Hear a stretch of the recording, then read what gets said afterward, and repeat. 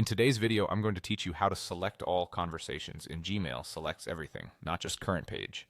If you've ever tried to clean up your Gmail and noticed the checkbox only selects the first page of emails, this is the quick method that truly selects everything in the view you're working in. We'll do it on a desktop browser because this specific control isn't available the same way on mobile.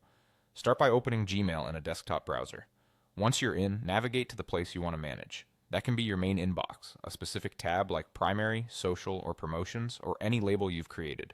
The key thing to remember is that Gmail will apply Select All to whatever view you're currently looking at, not to your entire account.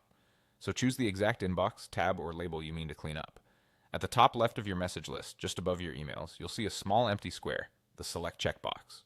Click it once. You'll notice Gmail immediately selects only the emails visible on the current page, typically about 50 conversations.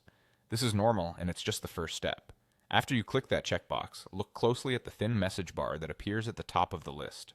It will say that the conversations on this page are selected, and next to that, you'll see a blue link that reads something like Select All Conversations in Inbox, or it will reference the tab or label you're in. Click that blue link. When you do, Gmail upgrades the selection from just the first page to every conversation in that view, potentially hundreds or thousands of emails.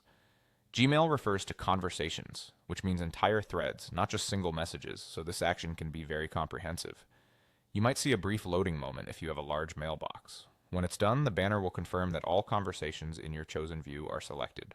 From here, you can use the toolbar to take your intended action: archive, delete, mark as read, move, or label.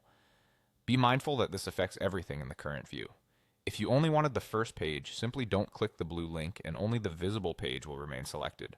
That's the whole trick. Click the main checkbox to select the page, then click the blue link to select all conversations in that inbox, tab, or label. It's simple, quick, and a huge time saver when you need to manage large batches of email. Thanks for watching and happy organizing.